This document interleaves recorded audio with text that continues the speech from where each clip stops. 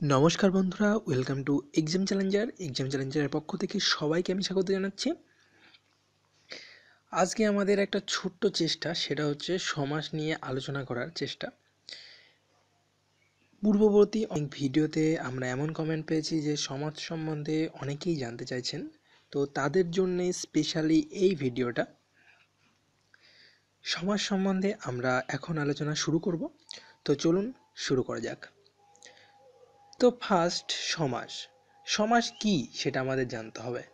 প্রথমে বলে রাখি, সমাস হচ্ছে পরস্পর অর্থ সম্পর্কযুক্ত এক বা একাধিক পদ অথবা একটি পদ অথবা একটি উপসর্গের এক পদীকরণ। আপনারা অনস্ক্রিনে দেখতে পাচ্ছেন যে একটা উদাহরণ দেওয়া আছে, পীতাম্বর পিত অম্বর যাহার। এইখানে কি হয়েছে দেখুন ভালো করে, যে পিত অম্বর যাহার, সেটা পীতাম্বর মানে শ্রীকৃষ্ণকে বোঝানো হয়েছে। তো এটা একটা সমাস। তো আমরা সমাসের আস্তে আস্তে আরও ডিটেলসে আসব। তো সমাসের প্রক্রিয়ার সমাসবদ্ধ বা সমাস নিষ্পন্ন পদটি হলো সমস্ত পদ, আর এখানে সমস্ত পদ হলো পীতাম্বর। তো যাই হোক, সমাস আর সন্ধির পার্থক্যটা আমরা একটু দেখে নেব। আপনারা অনস্ক্রিনে দেখতে পাচ্ছেন সন্ধি ও সমাসের পার্থক্য। তো সন্ধিতে কি হয়, সন্ধিতে মেলে বর্ণের মিলন হয়, পাশাপাশি দুটি বর্ণের মিলন হয়, কিন্তু সমাসে দুই বা তার বেশি সংখ্যক পদের মিলন হয়। যদি আমরা একটা উদাহরণ দিয়ে দেখে নিই, সংখ্যা প্লাস অতীত মানে সংখ্যাতীত, এটা সন্ধি। কিন্তু সেটা যখন সমাস হয়ে যাবে, সেখানে হবে সংখ্যাকে অতীত। যাই হোক, আমরা আরও ডিটেলসে আসবো। তো আমরা দেখে সমাসের প্রকারভেদগুলো কি কি আছে। তো সমাস সাধারণত 6 প্রকার: দ্বন্দ্ব সমাস, বহুব্রীহি সমাস, কর্মধারয় সমাস, তৎপুরুষ সমাস, দ্বিগু সমাস এবং অব্যয়ীভাব সমাস। তো নেক্সট আমরা আসব দ্বন্দ্ব সমাসে। তো দ্বন্দ্ব সমাস বলতেই আমরা একটু বলে রাখি, যে সমাসের সমস্ত মান প্রত্যেক পদেই অর্থ প্রধানরূপে প্রতীয়মান হয়, অর্থাৎ প্রত্যেক পদের অর্থই পরিষ্কারভাবে বোঝা যাবে, তাকে বলবে দ্বন্দ্ব সমাস। তো উদাহরণ দেখলে আমাদের পুরোপুরি ক্লিয়ার হয়ে যাবে ব্যাপারটা। যদি বলি রূপ রস গন্ধ শব্দ ও স্পর্শ এর সমাস নির্ণয় করতে হবে, তাহলে আমাদের করতে হবে রূপ ও রস ও গন্ধ ও শব্দ ও স্পর্শ, অর্থাৎ প্রত্যেকটার পদের অর্থ আমাদের কাছে কিন্তু পুরো ক্লিয়ার হয়ে যাচ্ছে, পরিষ্কার দেখা যাচ্ছে, সুতরাং এটা দ্বন্দ্ব সমাস হয়ে যাবে। যদি একটু ছোট উদাহরণ দেখি, অন্ন বস্ত্র, তো আপনারা দেখতে পাচ্ছেন অন্ন ও বস্ত্র। নেক্সট যদি আমরা একটু উদাহরণ দেখি, দুধে ভাতে, তো অ্যান্সার এখানে দুধে ও ভাতে। তো সবগুলোই এখানে দ্বন্দ্ব সমাস হবে। তো আমরা নেক্সট দেখব বহুব্রীহি সমাস। তো বহুব্রীহি সমাসের কথা বলতে গেলেই প্রথমে বলা হয় যে সমাসে সমস্যমান পদসমূহের অর্থ প্রতীকী না হয়ে অন্য পদের অর্থ মুখ্যরূপে প্রতীয়মান হয়, তাকে বহুব্রীহি সমাস বলে। তো এখানে দেখতে পাচ্ছেন পীতাম্বর, আমরা ফার্স্টে এই উদাহরণটা দিয়েছি, পীতাম্বর পিত অম্বর যাহার। পীতাম্বর অর্থ কিন্তু শ্রীকৃষ্ণকে বোঝাচ্ছে। এর ব্যাসবাক্যে একটি যদ অর্থাৎ যাহার শব্দের প্রয়োগ থাকে। বহুব্রীহি সমাস চেনার একটা সহজ উপায় হচ্ছে যাহার শব্দের কিন্তু প্রয়োগ থাকে। যদি আমরা নেক্সট আর একটা উদাহরণ দেখে নিই, দশভুজা অর্থাৎ 10 হাতের সমাহার, এটি দুর্গা দেবীকে বোঝাচ্ছে। তো নেক্সট যদি আরও একটা উদাহরণ দেখি, দশানন 10 মাথা যার অর্থাৎ যাহার, মানে যার বা যাহার কথাটা কিন্তু বহুব্রীহি সমাসে আমাদের এসেই থাকে। এখানে দশানন বলতে কিন্তু রাবণকে বোঝাচ্ছে। তো নেক্সট আমরা দেখে নেব কর্মধারয় সমাস। তো কর্মধারয় সমাস যেটা আমরা বলতে চাইছি, যে কর্মধারয় সমাস কাকে বলে, তো আমরা একটু বলে নিই। বিশেষ্যের সঙ্গে বিশেষণের সমাসকে কর্মধারয় সমাস বলে। যদি আমরা উদাহরণস্বরূপে দেখি, নীল যে উৎপল অর্থাৎ নীল উৎপল। কর্মধারয় সমাসে উত্তর পদেরই অর্থ সবসময় প্রধান হয়। তো নেক্সট যদি আমরা দেখি যে কর্মধারয় সমাস কয় প্রকার ও কি কি, তো এখানে দেখা যাচ্ছে কর্মধারয় সমাস মোটামুটি কিছু প্রকারের আছে, যার ভিতরে আমরা মার্ক করেছি মধ্যপদলোপী কর্মধারয় সমাস, উপমিত কর্মধারয় সমাস, রূপক কর্মধারয় সমাস, উপমান কর্মধারয় সমাস। তো এবার আমরা এগুলোর এক একটা করে একটু উদাহরণ দেখে নেব যাতে আমাদের বুঝতে সুবিধা হয়। তো প্রথমে দেখে নেব মধ্যপদলোপী কর্মধারয় সমাস। উদাহরণ হচ্ছে হিমালয় নামক পর্বত, অ্যান্সার হিমালয় পর্বত। তো এখানে আপনারা দেখুন যে হিমালয় পর্বত তো হয়েছে কিন্তু নামকটা বিলুপ্ত হয়েছে, অর্থাৎ মধ্যপদের একটা বিলুপ্তি ঘটেছে, তাই একে বলা হচ্ছে মধ্যপদলোপী কর্মধারয় সমাস। নেক্সট আমরা একটু উদাহরণ দেখে নিই। নেক্সট উদাহরণ হচ্ছে মুখচন্দ্র, অর্থাৎ মুখচন্দ্র সদৃশ। উপমিত কর্মধারয় সমাস কাকে বলে একটু বলে নিই, তাহলে ক্লিয়ার হয়ে যাবে। সমান ধর্মবাচক পদের প্রয়োগ না থাকলে উপমেয় ও উপমান পদের যে সমাস হয় তাকে উপমিত কর্মধারয় সমাস বলে। তো নেক্সট আমরা দেখে নেব রূপক কর্মধারয় সমাস।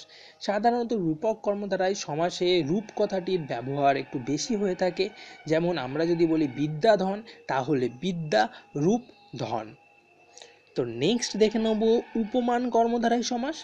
তো উপমান কর্মধারয় সমাস কাকে বলে একটু বলে নিই। উপমান বাচক পদের সাথে সমান ধর্মবাচক পদের মিলনে যে সমাস হয় তাকে উপমান কর্মধারয় সমাস বলে।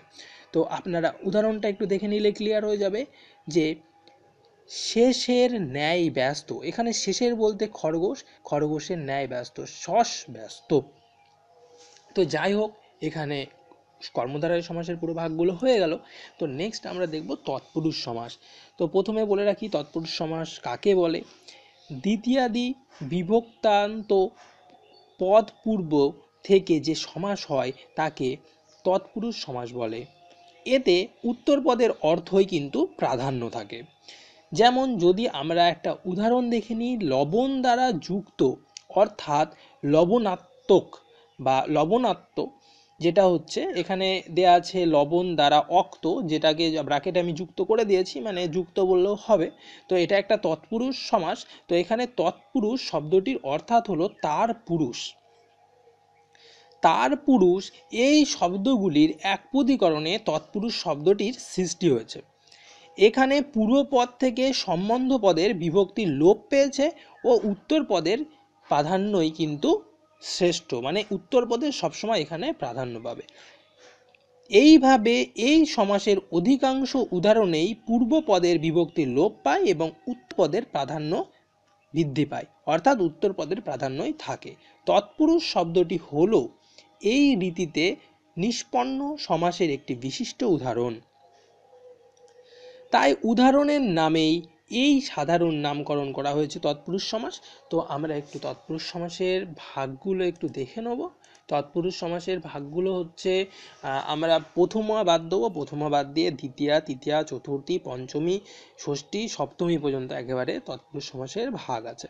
তো আমরা একটু দিয়ে দিয়ে দেখে নেব কোনটাকে কি সমাস বলে। আমি পুরো লিখে দিয়েছি এখানে যে দ্বিতীয়া তৎপুরুষ, যেটা হচ্ছে তৎপুরুষ দ্বিতীয়া বলা হয়, বিভক্তান্তর পদ পূর্বে থেকে সমাস হলে তাকে দ্বিতীয়া তৎপুরুষ বলে। যেমন এখানে যদি বলি স্বর্গকে আগত, স্বর্গাগত। তো নেক্সট যদি তৃতীয়া তৎপুরুষ বলি, তাহলে বিভক্তান্ত পদ পূর্বে থেকে সমাস হলে তাকে তৃতীয়া তৎপুরুষ বলে। তো একটু দেখে নেব যে যেমন হচ্ছে রুজ্জু দ্বারা বন্ধ, রুজ্জু বন্ধ। এবং চতুর্থী তৎপুরুষ আপনারা দেখতে পাচ্ছেন স্ক্রিনে একই রকম। তো নেক্সট আমরা দেখব